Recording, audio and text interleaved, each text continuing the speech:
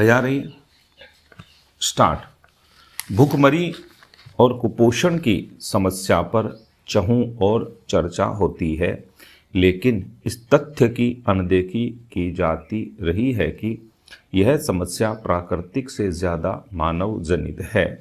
गरीबी के कारण खाद्य पदार्थ नहीं खरीद पाने और युद्ध के हालात में भुखमरी की नौबत आना स्वाभाविक है, लेकिन खाद्य पदार्थों की बर्बादी भी बड़ी वजह है, जिसके कारण भूख के खिलाफ लड़ाई कमज़ोर होती जा रही है। संयुक्त राष्ट्र खाद्य एवं कृषि संगठन FAO और आर्थिक सहयोग एवं विकास संगठन OECD की ओर से जारी संयुक्त रिपोर्ट में इसी तथ्य का खुलासा किया गया है।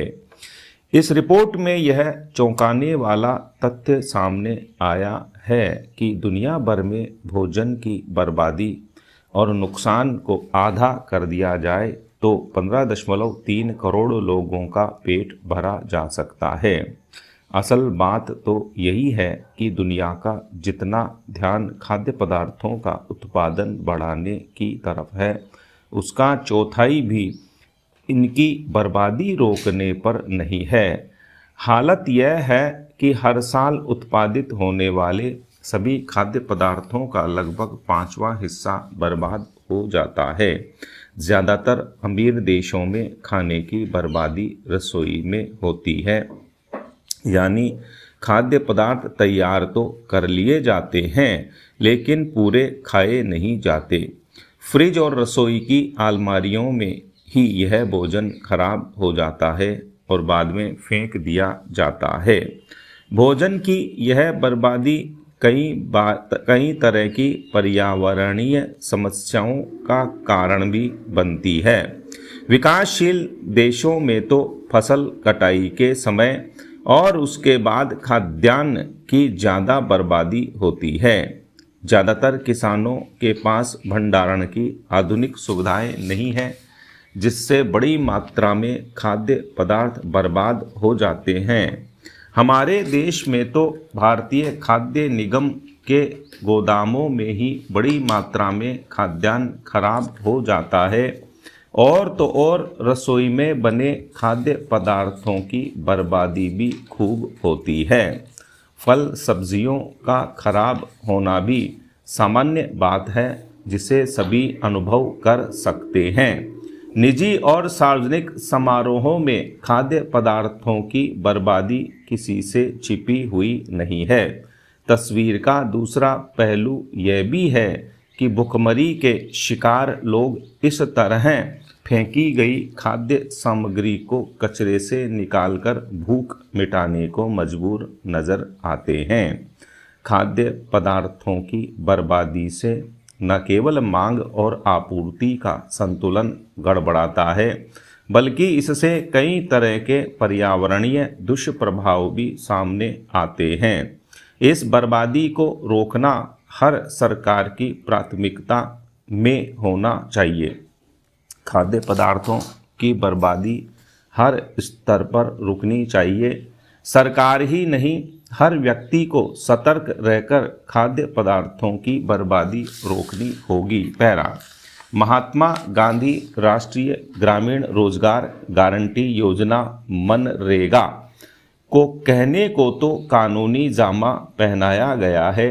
रोजगार गारंटी के लिए बाकायदा नियम कायदे तय हुए हैं, लेकिन गरीब तबके के लोगों को न्यूनतम दिवसों की गारंटी देने के मकसद से शुरू की गई इस योजना में भी भ्रष्टाचार की खबरें चिंता पैदा करती हैं। फर्जी जॉब कार्ड बनाकर सरकारी धन को बेझिझक डकारने की खबरें बताती हैं कि 2 दशक बाद भी इस योजना को भ्रष्टाचार के चंगुल से मुक्त नहीं किया जा सका है। भ्रष्टाचार का आलम यह है कि आदिवासी अंचल बांसवाड़ा जिले की एक पंचायत में तो बरसों पहले परलोक सिधार चुके मृतकों के नाम से भी लाखों रुपए का भुगतान फर्जी तरीके से उठाया जाता रहा। भ्रष्टाचार की यह तो कोरी बानगी है। प्रदेश के हर जिले, तहसील और गांव तक में मनरेगा में भ्रष्टाचार के किस्से गाहे बगाहे सामने आते रहे हैं।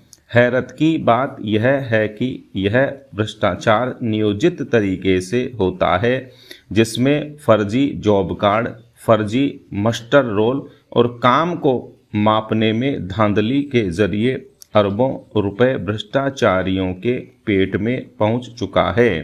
पैरा, यह बात भी सच है कि मनरेगा योजना के माध्यम से गरीब तबके को बुनियादी ज़रूरतों को पूरा करने और जीवन स्तर को बेहतर बनाने में मदद मिली है, लेकिन दूसरी सरकारी योजनाओं की तरह मनरेगा में भी धन और संसाधनों की लूट के नए नए तरीके खोजने का काम खूब हुआ है।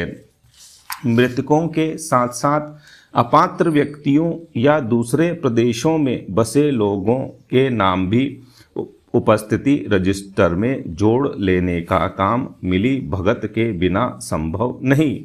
घटिया व अपूर्ण काम होने के बावजूद पूरा भुगतान उठा लेने के मामले भी सामने आते रहते हैं।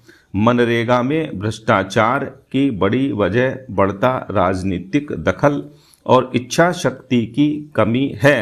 अपने खास बिचौलियों और ठेकेदारों के जरिए काम कराने से ग्रामीणों को आर्थिक रूप से सबल नहीं बनाया जा सकता। इसमें भी दो राय नहीं है कि राजनीतिक संरक्षण से ही भ्रष्टाचार की गंगा बहती है। मनरेगा जैसी योजना में भुगतान प्रक्रिया को पारदर्शी बनाए जाने की जरूरत है।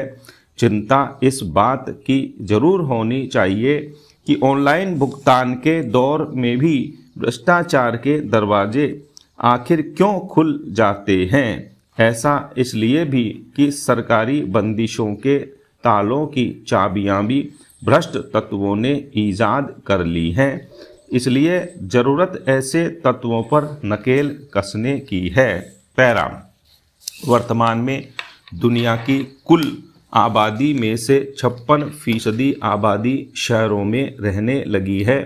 गांवों में शहरों की ओर पलायन हो रहा है। यह प्रवृत्ति जारी रही तो 2050 तक शहरी आबादी अपने वर्तमान आकार से दोगुनी से भी अधिक हो जाएगी। शहरीकरण के लाभ हैं तो नुकसान भी कम नहीं। जब भी शहरों में कोई नई कॉलोनी विकसित होती है तो हमें यह स्वीकारना ही होगा कि किसी न किसी गांव की कुर्बानी हुई है। स्टॉप।